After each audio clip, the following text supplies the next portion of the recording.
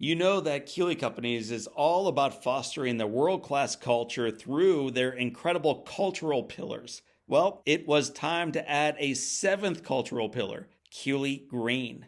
Guided by the mission to raise the sustainability standards by which they design, build, operate, and live, Keeley Green is dedicated to using a holistic approach to leave a positive impact on our environment, create a future that is sustainable for generations to come.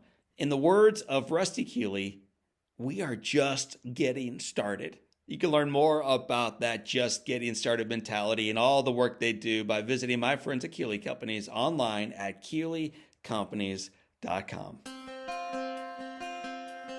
Welcome to the Live Inspired podcast with John O'Leary. John is the #1 national best-selling author of the book On Fire. He's a world-class inspirational speaker, and he's the host of the Live Inspired podcast. John interviews extraordinary individuals on their life story so that you can wake up from accidental living and more fully live your life story. Here's your host, John O'Leary. Well, hello, my friends, and welcome to the Live Inspired podcast with John O'Leary. Today, as is almost always the case with the Live Inspired podcast, you are in for an awesome treat. His name is Eric Close.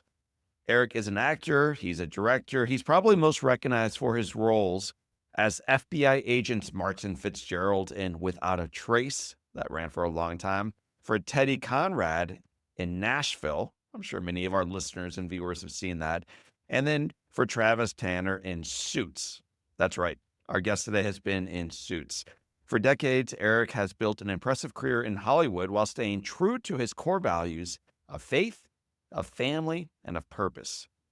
Today, Eric joins us to share how his faith has guided him on every step along his journey in his career, the intentional choices he and his wife made to keep their family strong, and how he's learned to embrace challenges as opportunities for growth. He opens up about his struggles with anxiety, about the wisdom he gained from Hollywood icons like Clint Eastwood, and his experience portraying Coach Joe Kennedy in Average Joe. If you haven't seen that show, I watched it recently. It's why we reached out to Eric. It's awesome. It's worth checking out. Average Joe, the coach, was a man whose simple act of prayer after a football game sparked a national controversy. My friends, if you have ever questioned your path, battled self-doubt, or needed reassurance that your struggles indeed have meaning, this conversation today is for you. You're going to leave with a reminder that even in our weakest moments, we are never alone, and that the encouragement to stand firm in your beliefs, no matter what life throws at you, is critically important in all of our lives. So, my friends, we're going to bring him on right now. He is one of my mother's favorite actors and favorite people. And after you hear the conversation today, you're going to understand why not only is he her favorite actor, he's going to be one of yours. Eric Close, welcome to Live Inspired with John O'Leary. Thank you, John. It's good to be here. Man, it's good to be with a friend right now. You just heard me ramble through your introduction, and it seems like you are on top of the mountain right now. But for the folks who don't know you, and they don't know about your career, and they don't know about your hobbies, if they were to meet you, maybe on a ski lift for the first time, and they say, Eric, tell me what you do. How do you respond to that? It's funny you bring up skiing because I was skiing earlier today with one of my best friends, and I love being on the chairlift and asking people, hey, where are you from? And inevitably you're going to strike up a conversation, and you get talking with people. And sometimes if you have enough time on a long lift, you talk about what you do for a living. It's funny. One time my wife and I were skiing in Utah, and I had my helmet on, my goggles on. I had a balaclava, which covers your face, so you couldn't see my face. And this woman fell in front of me on this run called Hidden Treasure at Deer Valley. And I skied down to her because her skis came off and her poles. And I go, hey, I'll help you. So I help this lady up. I get her skis back on and her poles. And I go, are you okay? And she says, yeah. And I go, all right, well, have a good day. And she says, hey, I just want to tell you, I really love your work. And I went, whoa, wait a minute. I said, how do you know who I am? And she goes, I recognized your voice. So that was a great moment when that happened. So sometimes it's just a voice. Other times it's a show I've worked on or a movie, or it just comes up in conversation. And People are pretty cool about it. I love sharing what I do. I'm grateful to be an actor, and I've had a wonderful life. God's blessed me with an incredible life, and I'm so grateful. And the fact that I shouldn't say got to, that I get to act and play different roles, like, Joe Kennedy and Average Joe and other projects. It's been a blessed life for sure. You and I, before I hit record, were talking about Molotov cocktails and the wildness of being a boy growing up and how grateful we are to have survived that time. You're one of three boys. I think you're the oldest of the lot. What was it like growing up in your family? Just take us back to the glory days. First of all, I grew up in a very loving home. I'm really grateful for that. My dad's a surgeon. My mom's an artist, and it wasn't without its dysfunction. Every family has that. I want to say that it was like this perfect family, but we grew up. It was a very adventurous family. We did a lot of, camping. My parents were very good about introducing us to lots of things. Sometimes that can be a negative for me because then I get option paralysis when I'm going, what do I want to do? Because there's so many things I'm interested in. But I grew up with two brothers, and sadly, my youngest brother passed away 3 years ago from cancer. And that was hard because we were such a tight unit. The pastor in Nashville, who was good friends with my brother as well, the last time he saw my brother, he came by the house, and as I walked him to the door, he said to me, he goes, Eric, it's not lost on me your last name, Close. He says, you guys are such a close family. And it's true. We've always been incredibly close. And um, I love my brothers, and I look forward, actually, and I don't say this lightly, I look forward to seeing my brother again someday. And that gives me hope. There's part of his difficult is to lose somebody. Getting a chance to know that I'll see him again will be really cool. And I still have my other brother who I'm really close with too. Eric, half of adult siblings have no relationship with their siblings. Yeah. And so I'm curious, for those of us raising kids right now, you're raising yours, I'm raising mine, and a whole bunch of our listeners are raising theirs.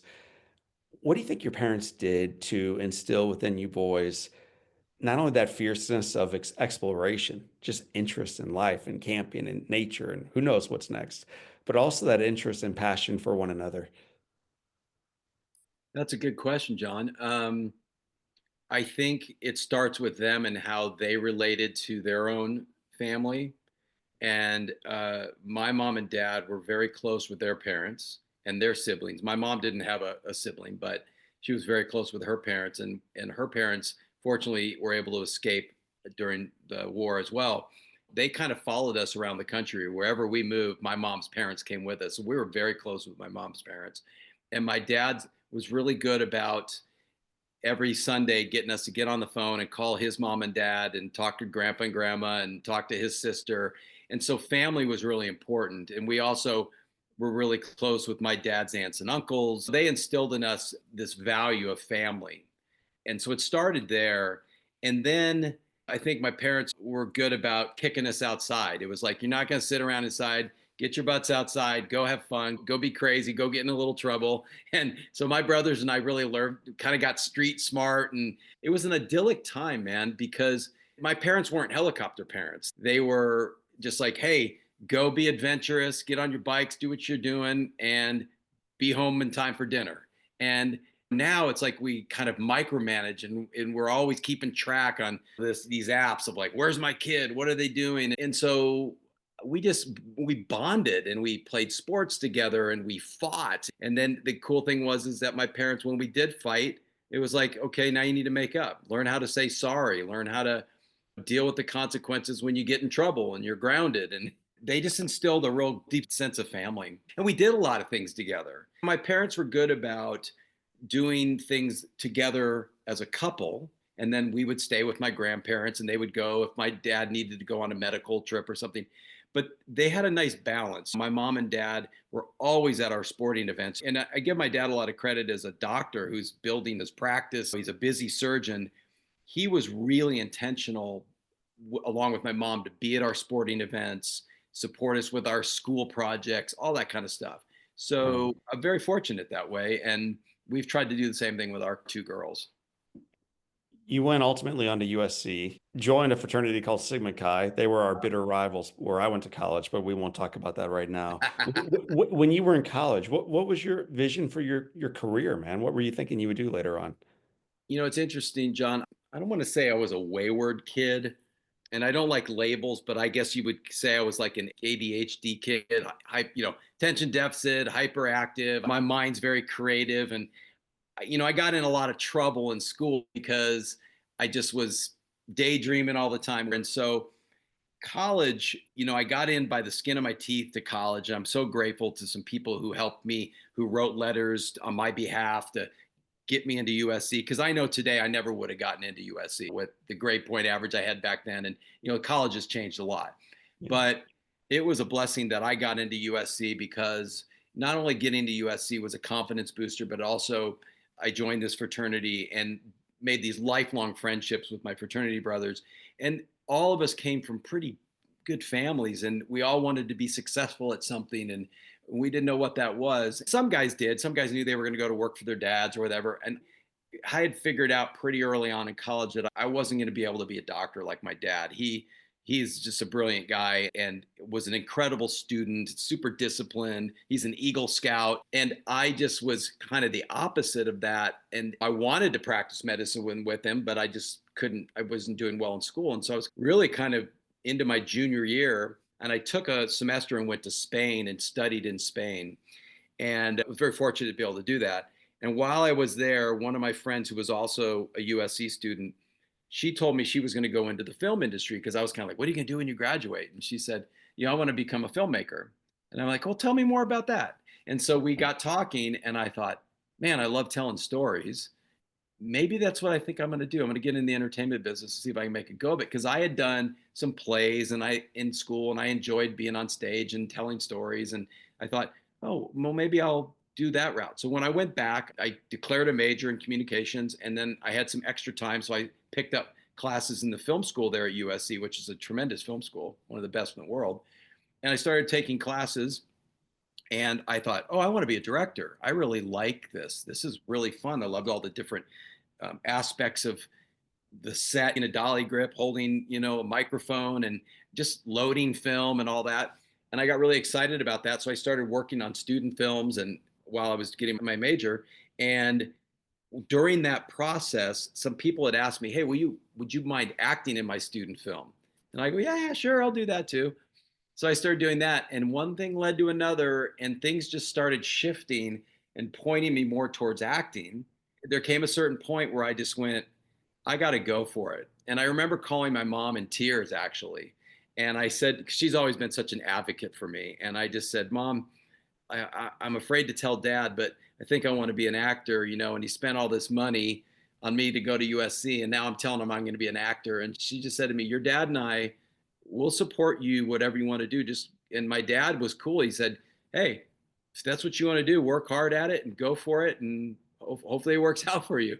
And so it was at that point, I just said, all right, I'm going to go for it. And, God really had a big impact on me because I really surrendered it and just said, okay, God, this is what you want me to do, to enter into a field that I don't know a soul in. I need your help because I don't think I could do this on my own. And God opened all kinds of doors and it was just really, and it didn't mean I hustled. I mean, I didn't sit on my couch. I was out there and I really worked hard to at least be ready for opportunities that came my way. You're going to credit this a little bit to the hustle and a little bit to faith, probably a lot to faith. But you've had such a sustained and successful run in an industry that is brutal, one that is extraordinarily difficult to break into, and one that's extremely difficult to remain relevant in. Mm-hmm. And year after year, decade now upon decade, you just keep moving forward. And so going back to the early days, like what were you doing as a novice, man, as a key grip, as a best boy, and all the roles that you were doing before you really made it in front of the camera, and then as you started working behind the camera, that you found ultimately drove you forward as a successful actor and now director? As I mentioned, these different skill sets that you have on, because what I love about a film or television set, even theater, is you have all these people who work in different aspects. and they all come together, and it's this collaboration for one goal, and that's to make this final product. A director can't make a movie by himself. A writer can't make a movie by himself. An actor, you can get an incredible actor in a movie, but if no one else shows up, that movie's not getting made. And so I just really loved the whole aspect of all the elements that go into making a story come to life on screen.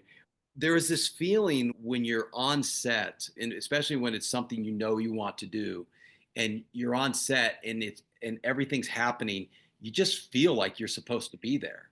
And there's just such an energy and a newness about it. And I loved every aspect of it. The one part that really stressed me out, John, was loading film.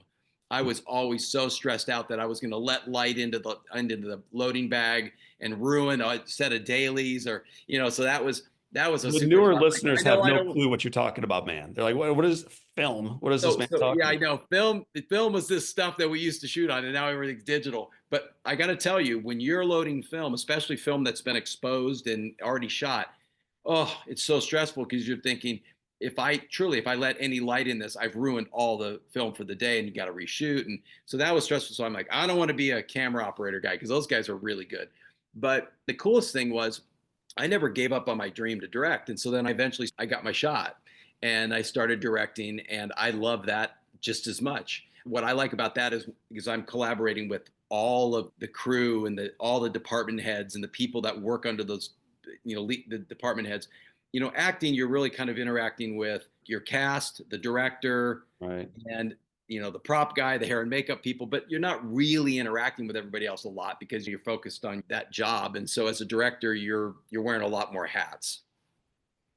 Do you have to fall in love with the person you're portraying and the project you're part of to not only say yes to it that first time for like maybe a television show or a movie, but for you, like Without a Trace, to do it episode after episode, year after year for almost a decade? Like, do you have to believe in that character and in that series to keep showing up and delivering on it with everything you got?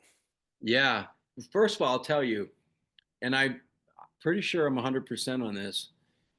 Every single role I've taken, I started with the story. There have been roles that I've seen where I thought, oh, this is a pretty cool role. I could sink my teeth into this one, but I don't like the story. I don't like the script. And at the end of the day, the job of the actor is to do the best job they can with that role because that role is a piece of the puzzle. Right. And I felt that, yeah, I can do a good job with this role, but I want to sit down when this is all done, and I want to be able to say, wow, I really dig this story. And I think that's why I've been able to even kind of lose myself in projects that I'm in when I'm acting, and then I end up watching. I really can watch as a viewer, and I'm not sitting there critiquing my performance, which is pretty cool because I can sit as an audience member and kind of set myself aside and just enjoy the story. It's fun to play these different characters.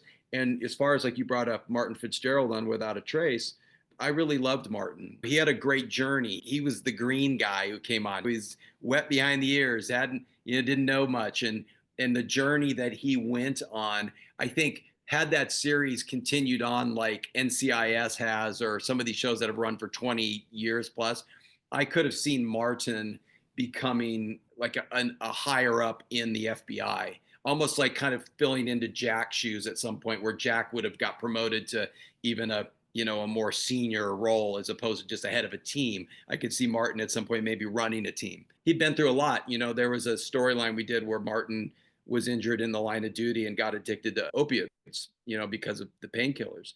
And that's a real story. And it impacted a lot of people.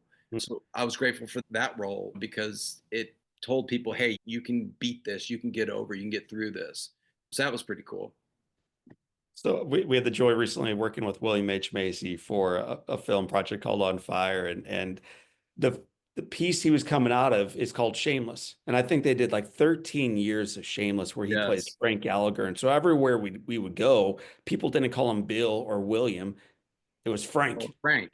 Hey, Yeah. Frank, and he would turn and look. Are you identified by the roles you play? Do they think you're Travis Tanner and Teddy Conrad? And do they view you as these guys from Suits in Nashville? You took the words out of my mouth. Not this past July, but the July before was when Suits got re-released on Netflix. And it blew up all over the world. So my mom and dad and my wife and I flew to Florence to go to Italy.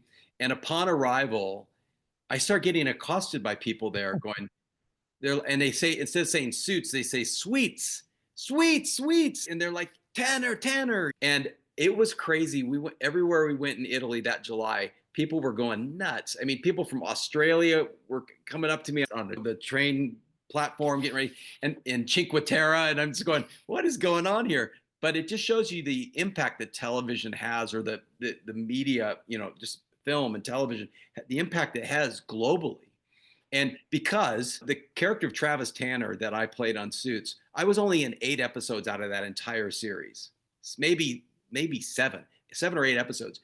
But one, the role was so recognizable and unique that people remembered that character because, he was butting heads with the lead guy, Harvey. So they had these great battles, which was really cool.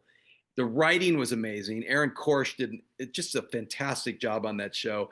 And the character development was amazing. Yeah, people do that sometimes. They'll say things like, sometimes people who, when I was on Nashville, people would say, "Hey, Mayor," they call out, "Hey, Mayor," or yeah, it's fun. And I'm sure Bill Macy enjoys it too, getting called Frank, because look, he did a great job on that show. I haven't seen the show. My wife watched it, but when you're in people's living rooms for 13 years, it's like when I was a kid, Tom Selleck was the man. He was on Magnum PI. And my mom and all their friends, they would just love Tom Selleck. Oh, it's Tom Selleck. They'd have posters of him on their refrigerators. And So as you're in front of a camera and then behind the camera, which I had no idea how difficult directing was, I assumed they're the guys up on the chair that ultimately are in charge of just the filming process, but it's everything. It's 24 hours a day, and it's way pre-development during the filming, and then for a year or more afterwards. It's a ton of work.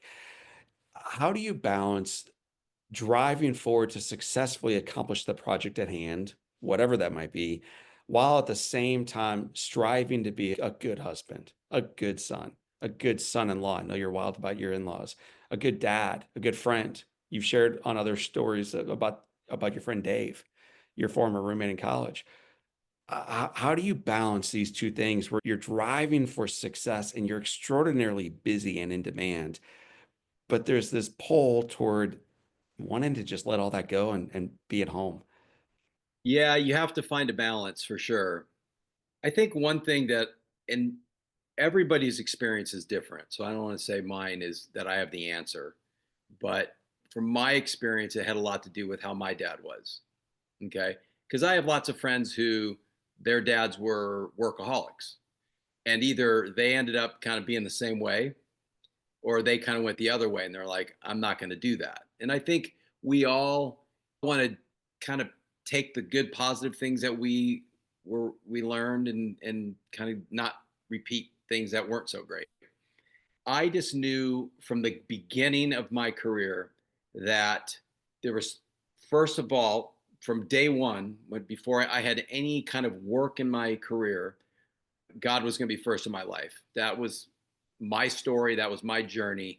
But everything started with my relationship with God in Christ. And secondly, my family, and then my friends, and then my work. I've always felt like if I do my best to put God first in my life, everything else is going to get a lot better attention from me than if I put something else first. So everything else will suffer if I put my family first before God, or my friendships before, or my work before, or my fitness before, any of that kind of stuff. But I think if you get it balanced right, and it's like, okay, God, I need you to help me get through this life and navigate and give me wisdom and knowledge.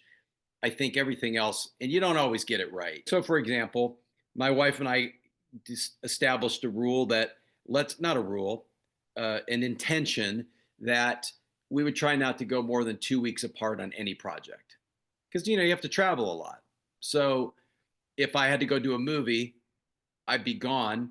Well, okay, I'm going to find a way to be home and see you, or you're going to come see me, but we're not going longer than 2 weeks. And so for the last 30 years, we've been really good about that and very intentional about that. There's been a handful of times where it didn't work. We had family members who were ill and we just needed to take care of. Or I was so far away and my wife's got the little kids and she's dealing with that. It would have been hard for her to get all the way to Portland, Maine when we're living in Los Angeles. And so maybe we didn't see each other for 4 weeks. That's always a little tough. But for the most part, we really tried to find that balance. And another thing, John, that I've always been, since I was a young kid, I've always been a huge Clint Eastwood fan.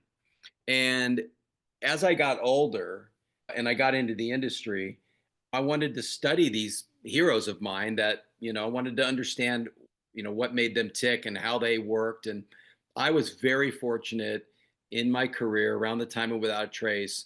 And I give I'm credit to the CBS network for opening these doors for me. I ended up getting to meet Clint and spend time with him and go on set and watch him direct and ask him a lot of questions over about a 12-year period before I even ever ended up working with him. But one of the things I really admired about him is he's a guy who exudes a lot of confidence, and it's not false confidence. He really is just like, he believes in what he's doing. He's super well prepared and he doesn't overthink things. And I've struggled with that earlier in my life where I way overthink things. And he's the kind of guy who would just be like, okay, I got what I need. I'm moving on. And so, you hear the famous stories where he sometimes will only shoot the rehearsal and then he'll move on. And, and Right. there's other directors who will shoot one take 60 times. Yeah. So everybody's different. And that's what's great about art. It's different. It's subjective, right? And for me, what I decided early on in my career is that I was not going to let my family take a backseat to my work. And so, maybe to the detriment of my career a little bit, there were times where I took time off intentionally and just said, I'm not available for the next 2 months because I'm going to be with my family because I've been busy working for 9.5 months on this series. I want to have some good quality time with them while they're out of school for the summer. My wife and I, we found a way to make that work. As my kids, even when they were little, I think Ella, when she was born, I was just starting Without a Trace, and Katie was just a couple of years old, maybe 3. And so they've always been with me. So they would come to set and they would sit in the director's chair while I was working. And I made sure that they actually got to see my work and know what daddy did, and what I was doing. And as they got older, they got excited to come. Like some of these Hallmark movies I've directed, they'd come and hang out for a while and just loved it. And I love it when I'm on a set and other people bring their families. It's really fun to, someone brings their little kid and I go, hey, hop up in the director's chair. You can sit and give them the little headphones so they can, you've been on set probably when you're there and they give you the headset and you're sitting there at Video Village and you're watching the director's work and everything go on. It's really fun to be there. It is the most boring thing I've ever seen for the first half an hour. And then you fall in love with this pace of wash and repeat and flip the set over and come at it from the other side. And man, I don't know if I'll do it again, but it was the coolest thing I've ever seen. And I think it's beautiful you brought your kids and family on board. You also mentioned Clint Eastwood. One of my favorite singers is Toby Keith. And one of my favorite songs from Toby Keith is Don't Let the Old Man In. Yeah. And that whole song is because he got to party with Clint and he said, man, how do you keep doing this work? And Clint's simple response was, I don't let the old man in. Yeah. And the final bow on this before I shift it back to you is I was with my mom and dad just 3 nights ago. And my mom had heard about a new film out called, I think, Juror Number 2. So I got it loaded up for her. And then I see that it's produced by a guy named Clint Eastwood. Here he is in his early 90s. 92. Yeah. And dude, he's still cranking out beautiful work. He refuses to let the old man in. I asked him about that. We were in the green room at Pebble Beach.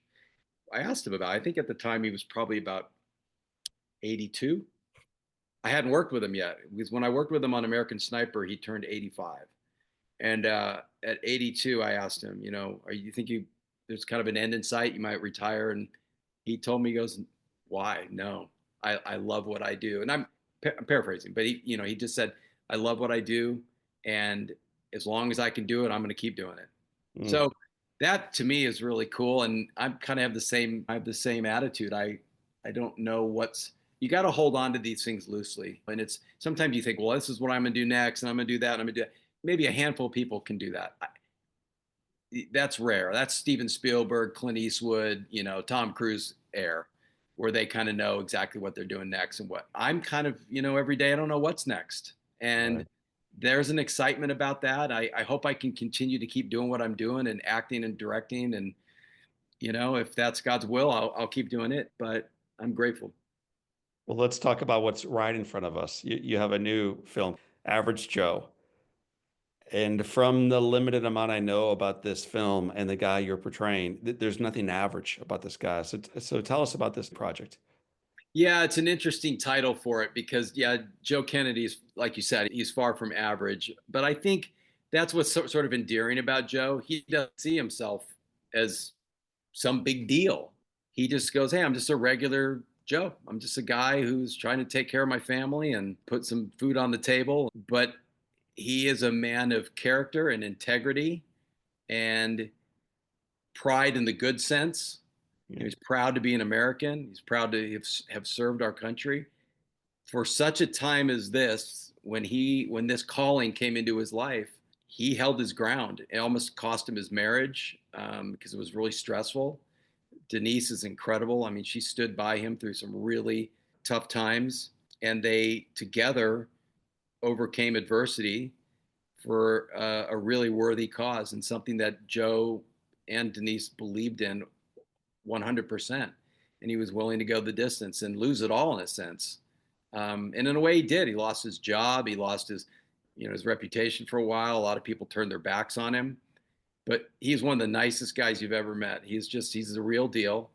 Right. And I was honored to play him in this movie. On it, there's pressure when you're playing. So whoever's portraying you in your film, it's the same thing. There's pressure to do it right, to do it justice, and honor your story. And I wanted to honor Joe and Denise's story when I took this role on. And Harold Kronk did an incredible job with this movie. He was so creative. He took some risks with the way he told the story, and I love that he wanted to go back to the beginning and tell Joe's story because Joe's early life is so integral to the overall journey he went on Right. that you had to know Joe's early life to understand this man and why he was willing to go the distance. So with the way you shared what Joe's been through sounds that people are just listening if they don't know who he really is, that he served our nation in some capacity. And that was the inflection point. And although that's certainly part of the story, what they will remember from CNN and Fox and MSNBC and the Wall Street Journal and every other paper they tuned into and blog they read was not about his service to the nation, but what seemingly was just a whispered proclamation of his faith that incited people to move against him. So, what is the inflection point? What is the story ultimately hinging on?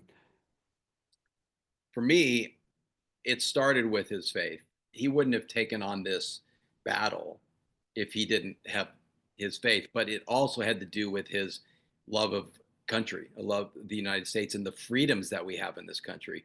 You listen, no one should ever take lightly the freedoms we have in the country. It bothers me when I see people talk negatively about our country because my family found freedom here, and I know lots of people have found freedom here from oppression and tyranny. And I mean, the stories go on and on, they're endless. I really admired that this guy was willing to, like I said, put it all on the line, but he promised God. He said, God, if you heal my wife from this stroke that she had and you heal our marriage because they were struggling in their marriage, he says, I'm going to commit to you to kneel on the 50-yard line after every game, whether we win or lose, and just give you thanks. And he did it because it really started with his faith in God before it was about the Supreme Court battle. It was principle to him. He felt that he was honoring God by doing this. And I admire that. I mean, it was very respectable that he did that in the face of a lot, like I said, a lot of adversity and criticism. Loss of income and almost a loss of family and friendships and health. Like he's an amazing man, and I'm excited to view it.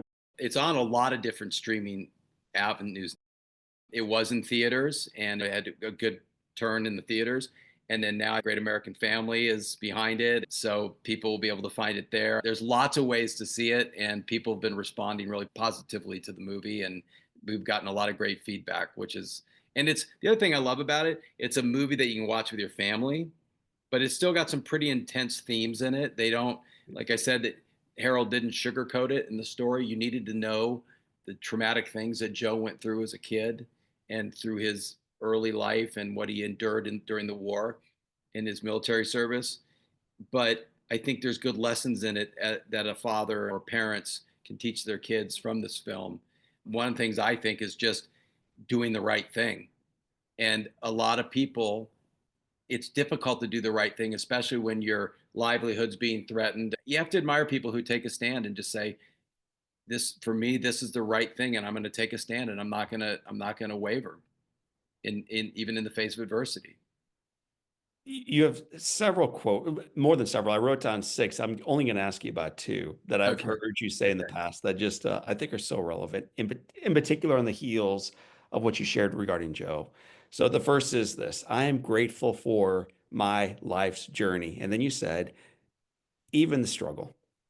And then I've heard you say that you're even taking note of being extraordinarily grateful lately for the struggles, which sounds at first glance so counterintuitive. So tell me about that. You're grateful for your life story, even the struggle. I always say no one gets out of this life unscathed. And there's a million different stories. You have your story. I have my story. But my wife is a silver. She makes silver jewelry. So like you can see this ring I'm wearing. Wow. And the process is this silver has to be refined in the fire at high temperatures. And after it comes out, she polishes it. It doesn't come out perfect. It comes a lot better than, you have a silver ring, but there's all kinds of stuff on it, and it gets polished and it gets, worked on, and then it starts to shine. And we grow in our adversity. You, and I promised I wouldn't do this, but you are where you are today, and you're in 130 countries, and you're making an impact in not only your family's life and your 4 kids, but people all over the world because of your story and the adversity you went through. We grow when things are difficult. Mm. And it's hard because we want comfortable lives. We don't want things to be difficult. I mean, just open your medicine cabinet and you look, well, that's why there's aspirin and Tylenol, because you don't like to have a headache. You don't like there's Pepto-Bismol because you don't like feeling nauseous. We always are trying to find ways to make our life more comfortable, but that always doesn't make us stronger or better. It's hard. I mean, I don't want to get too into this, but I, for the longest time, never openly talked about struggling with anxiety. I've had that my whole life, but didn't really realize it as a kid because I was just hyperactive. I got a lot of my energy out and stuff. But as you grow older and you get more responsible and you have a family and a career, and it's easy to feel that pressure and Right. get anxious about things. And so I've had to deal with that. But because of it, I will tell you, the number one thing is it's reminded me where my hope comes from and where my reliance should be. And it's not on like, oh, well, if I get a next job, that's going to make my life perfect, or, whatever. I could name a ton of things, but what's that saying? When I'm weak, God is strong. In the times of my life where I am vulnerable, that's where do I look? I look to God and say, hey, I need you. I need your help. I need you to kind of guide me, give me some wisdom here, how to deal with what I'm dealing with.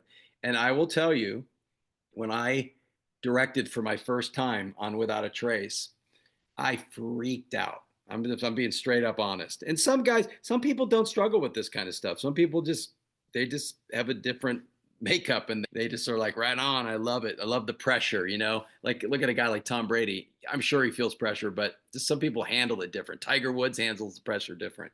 But I was really, really nervous because I had pushed so hard and so long to want to get a shot to direct.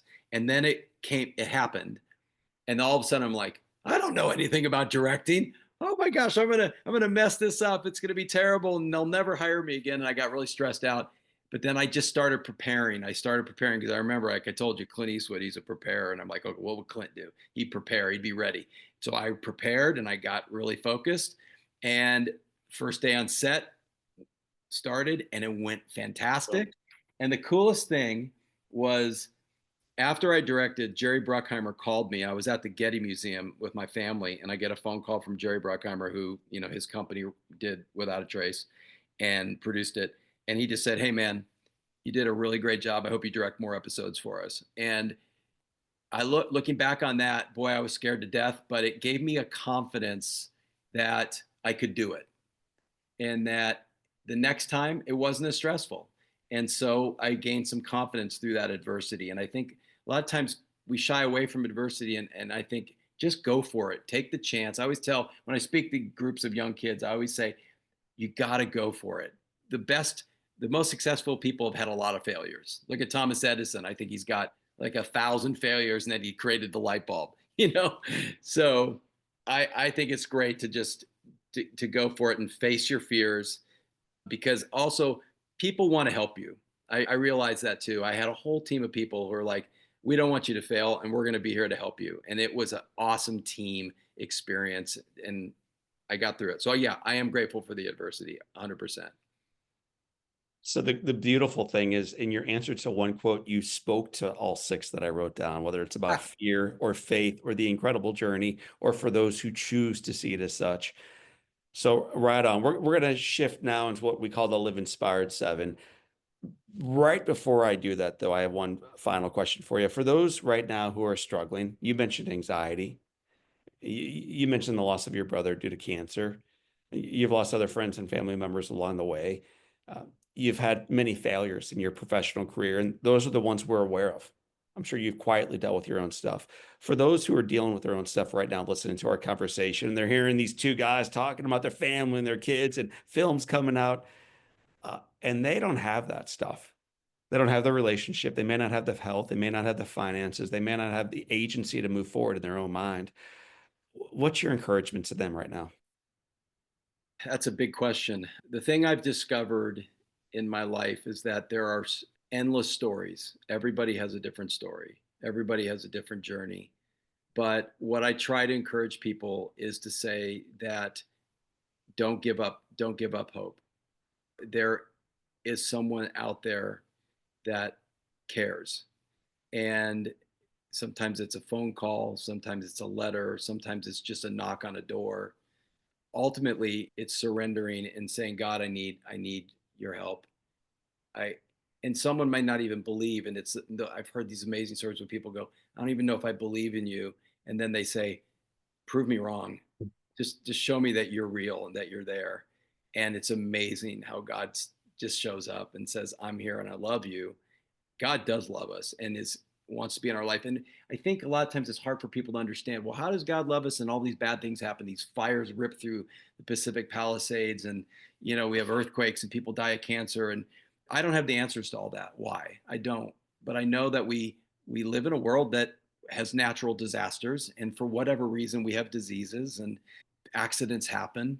But I also believe at the same time that God really does care and is with us in it. Mm. And it's hard. I mean, like you brought up my brother, losing my brother. I mean, that was really tough because we were incredibly close. We talked 3 or 4 times a day. We shared a lot in common. We did a lot together, and I miss him. But like I said, there's this hope that I have. I can hang on the memories, the great memories, but also I know that I'm going to see him again. We'll be reunited one day. This isn't the end. But for those people out there that are struggling, know that you are loved, and that don't give up. Don't give up. It's hard to tell someone who's really in the depths of it. And I know people can look at my life and go, but you don't get my story. And I can say, yeah, I don't. I may not know what it's like to be in such deep depression that you don't want to live, but I believe that there is help out there, and just not to give up. Eric Close, we wrap every single Live Inspired podcast with 7 questions. We call them the Live Inspired 7. Oh So boy. get your snow pants on for one more ride down the mountain. Let's go, baby. You and me at the top. One final run. All right. Let me It's a blue. I don't feel like doing blacks right now, so we're gonna do a blue together. Let me get my suspenders up here. All right, man. So number 1, what's been the most impactful book you've ever read? The Bible. It's a big 66 book. books. 66 books. If you had to pick one from within the 66, which one would you direct people toward? Wow, that's a good one. The one that most people always say to go to is John. Started John. It is a wonderful book because it really introduces you to Christ and you get to know him intimately and what he's about and what he and how much he cares about each and every person. So I'd say John's a great book. And as far as any book outside of the Bible, I've read so many books. I just don't think it would be fair because there's so many wonderful books that I've read that I wouldn't want to say one's better than the other. I can say what I'm reading right now. I'm reading The Caine Mutiny, which was written by Herman Wouk in 1954. So that's the book I'm reading right now. Both of those books, both John and the most recent one, ought to go on our reading shelf, I think. I was also going to say I really like the book of James too. Man, so obviously in this podcast we have folks from all faith walk, and Yeah. and then people who are Christian who don't say the Bible first. They say a million other books, and that's fine. It's their prerogative. But when they do say the Bible, if I ask them to say, and which book, almost always they say either John or James. And Really? That's oh cool. man, I mean, and for those who don't know much about the scripture, like you really should just, even if it's only to learn a little bit about scripture, either one of those books is awesome. They'll light you up. And Listen, without getting too much into it, I also love Proverbs. I think the Proverbs are an right. incredible guide to wisdom and just living life. Well, and like people who live in my space, the inspirational, motivational space, pretend like they're coming up with these new ideas of how to live.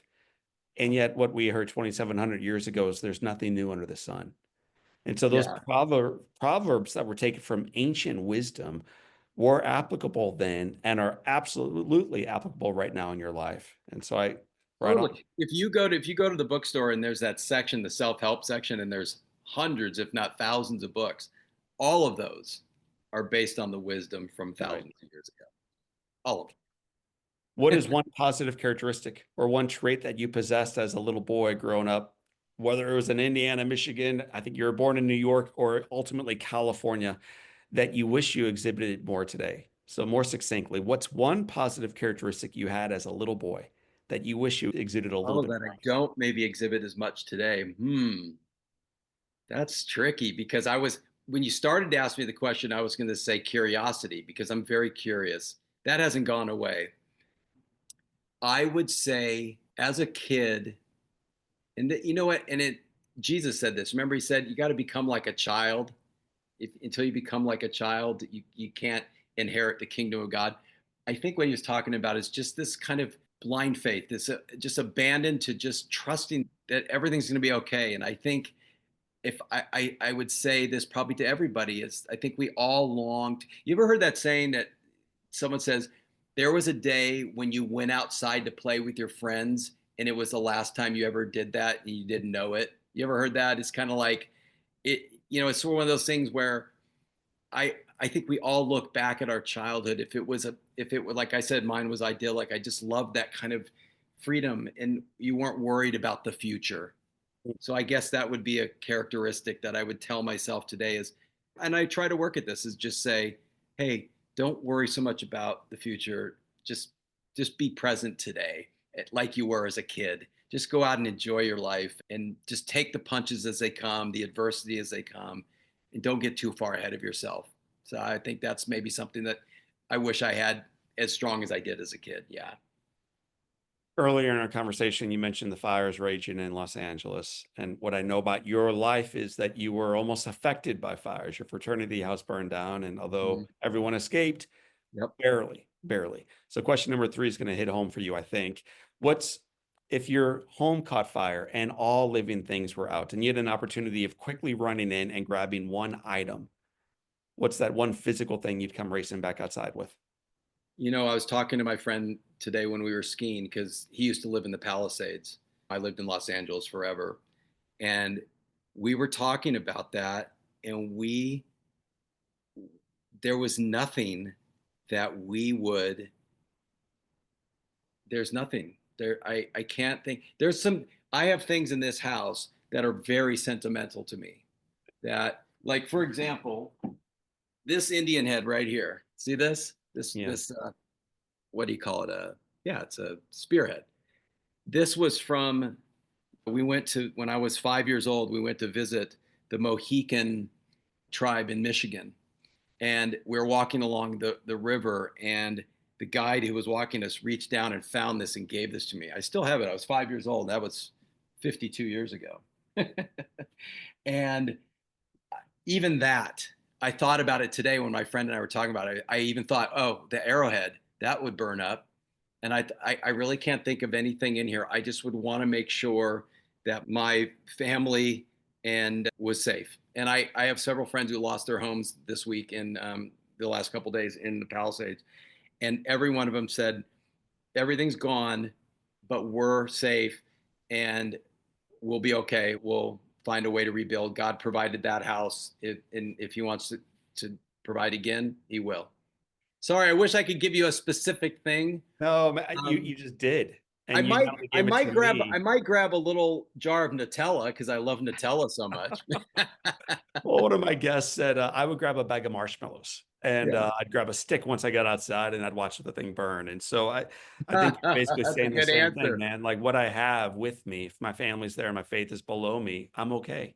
Yeah. If you could sit on a bench on a gorgeous day and have a long conversation with anyone living or deceased, who would you like to be next to? There's this great song by Luke Bryan called Drink a Beer, and it's about him losing somebody important to him. And he goes, I'm just going to sit right here at the edge of this pier and watch the sunset slip away and drink a beer. Basically, you Yeah. know, if I could, like this minute, John, right now, if I could be somewhere,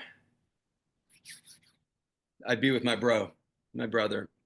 I'd be, I just, this will sound, maybe people will get this. There's two things I really miss about him: his laughter, the laughter we laughed because we laughed a lot together. And he also had these, he was a construction guy. So he had these big, strong hands. And whenever you shook hands with him, you just felt safe, like everything was going to be okay. And so I miss that. I would love just to, shake his hand and kick back with him on a bench, looking out over the mountains or a river, or watching birds. We love talking about birds and different things. So yeah, probably be Thank my you. brother. Yeah. A beautiful answer. Yeah. What's the best advice your brother or the other brother or your mother or dad or anyone else ever gave you? So the best advice you've ever received is, It's so funny you bring that up. I spoke at a men's group a few weeks ago, and I got asked that question, and my dad was there. And I looked at my dad and I said, the best advice my dad ever gave me was, he always used to say, a place for everything and everything in its place, because we would always misplace his stuff. So he was always like, where's my hammer? Where's my screwdriver? And he goes, guys, a place for everything and everything in its place. So that was some pretty good advice. I mean, there's so many great pieces of advice I've gotten over my life, but I think it's important just to do our best to try and to love other people and try to understand. It's hard, it's hard, but to try to understand other people. We don't know people's journey, and so a lot of times the way a person behaves, you don't know what's behind that and where they're coming from. what advice would you give yourself at age 20? That's a great question. The advice I would give myself at age 20 would have been, don't second guess so much. Just make a decision and go for it and deal with it, deal with the outcome, because there's always tomorrow. That would have been at 20 something I would say, knowing where I am now, is just don't sweat the small stuff so much. Eric, close, you run the gauntlet almost. Final question is, it has been said that all great people can have their lives summed up in one sentence. How would you like yours to read? Oh, that's easy. Hallelujah. Hallelujah. I say it all the time. I'm very grateful.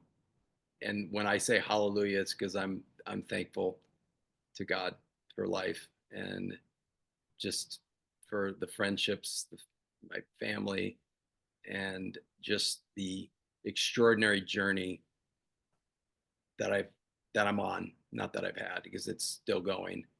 But yeah, just I told someone, if I do end up having a tombstone someday, put that on there. Just hallelujah with a couple exclamation marks. Well, Eric Close, hallelujah. We are grateful that you are in the game, that you are part of our lives, that you're doing the work that you're doing, not only with Average Joe, but the work you've done leading up to it and the work you're going to do going forward.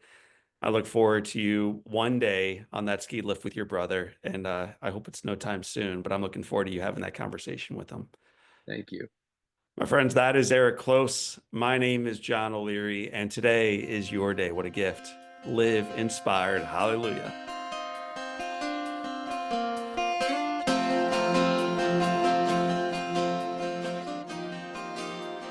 Well, my friends, I told you on the front of the conversation, you would love our conversation with Eric Close, not just because he's one of my mother's favorite actors, not just because he's had his beautiful face plastered over all types of movies and films and television shows, but because of the humble heart that guides him forward. If you enjoyed today's episode with Eric about faith and football and about being part of something larger than yourself, you will love my conversation with a football coach named Bill Courtney. Bill is a business owner. He's a husband. He's a father who believes that giving back isn't something nice to do. It's a responsibility. You can hear how Bill chose to coach football in an impoverished North Memphis high school and how through the tenets of love, consistency, self-assurance, he turned the team and also, more importantly, many lives around for good. You can listen to the Bill Courtney conversation way back on the dial at episode 28, or by just joining me online right now at johnolearyinspires.com/podcast. We'll have a link in the show notes. Well, friends, leaders, family, if you haven't tuned in lately to the episodes of the Live Inspired podcast with John O'Leary, that probably means also you don't subscribe. So do me a big favor, wherever you listen to your podcast, subscribe right now. Tell your friends that you work with, worship with, work out with, that you listen to the Live Inspired podcast with John O'Leary, and so should they. I want to thank you for being part of that family, and I want to remind you that in spite of the struggles that we face today, the foundation is firm, the God is still God, and that the best is yet to come. So for this time, and until next time, my name is John O'Leary. Today is your day. What a gift. Live inspired.